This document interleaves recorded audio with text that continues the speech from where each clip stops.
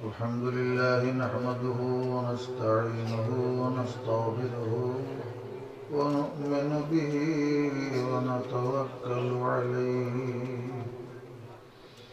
ونعوذ بالله من شرور أنفسنا ومن سيئات أعمالنا من يهده الله فلا مضل له ومن يضلل فلا هادي له ونشهد أن لا إله إلا الله ونشهد أن سيدنا وسندنا ونبينا وحبيبنا ومولانا محمدا عبده ورسوله صلى الله تعالى عليه وعلى آله وأصحابه وبارك وسلم تسليما كثيرا كثيرا. أما بعد فأعوذ بالله من الشيطان الرجيم. بسم الله الرحمن الرحيم. كل نفس ذائقة الموت ثم إلينا ترجعون. وقال النبي صلى الله عليه وسلم: كن في الدنيا كأنك غريب أو عابر سبيل. آمنت بالله صدق الله مولانا العظيم وصدق رسوله النبي الكريم ونحن على ذلك من الشاهدين والشاكرين والحمد لله رب العالمين. فمحبة الشهيد الشريف. اللهم صل على محمد وعلى آل محمد كما صليت على إبراهيم وعلى آل إبراهيم إنك حميد مجيد. اللهم بارك على محمد وعلى آل محمد كما باركت على إبراهيم وعلى آل إبراهيم إنك حميد مجيد.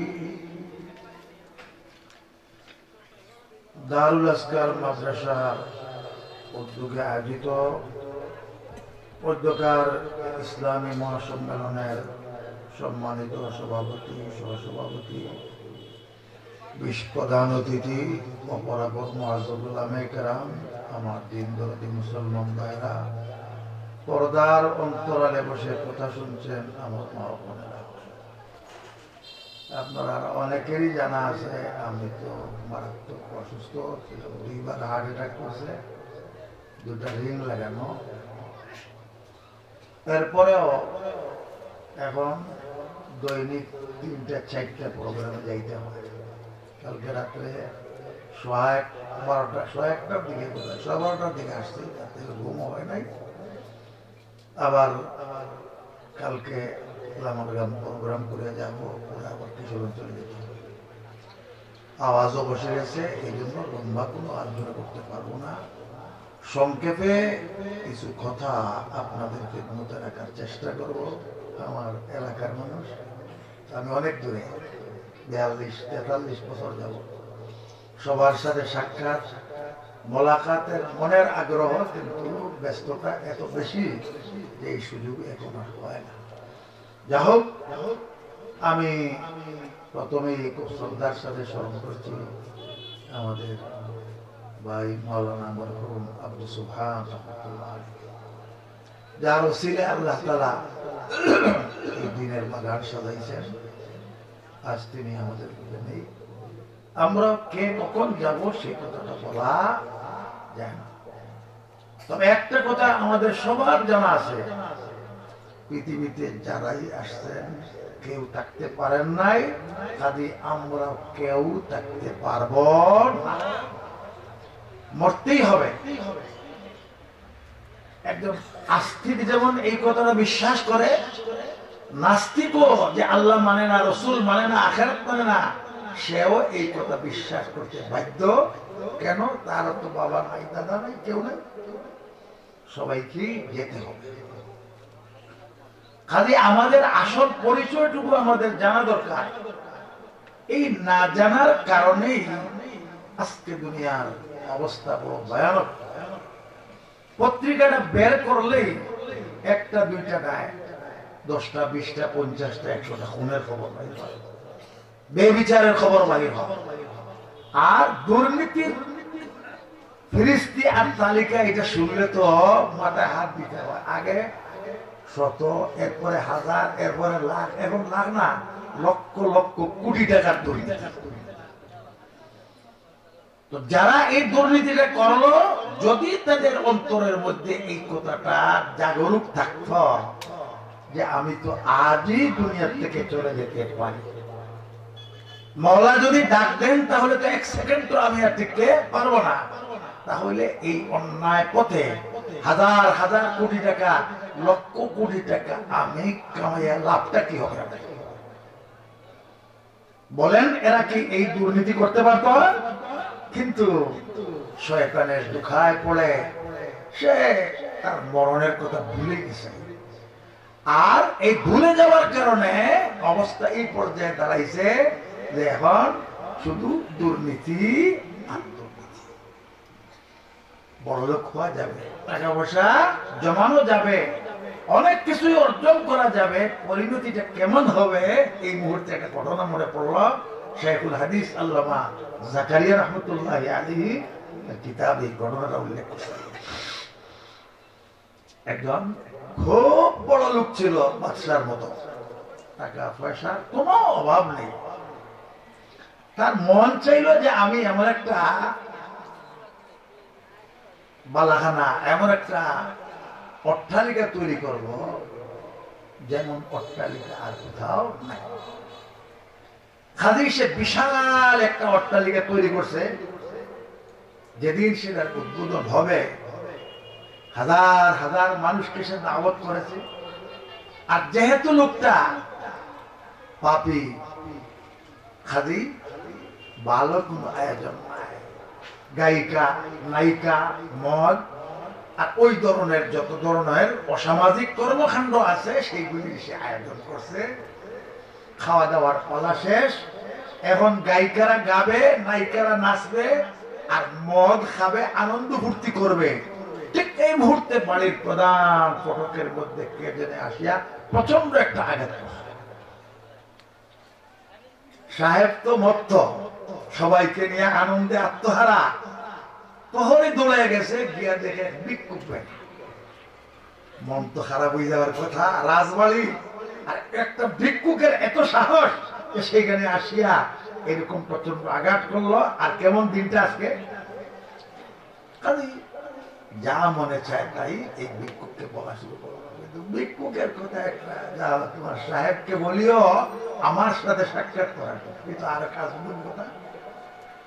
সে এক ভিক্ষুক আর উনি একটা রাজা, উনি আসিয়া সাক্ষাৎ করবে।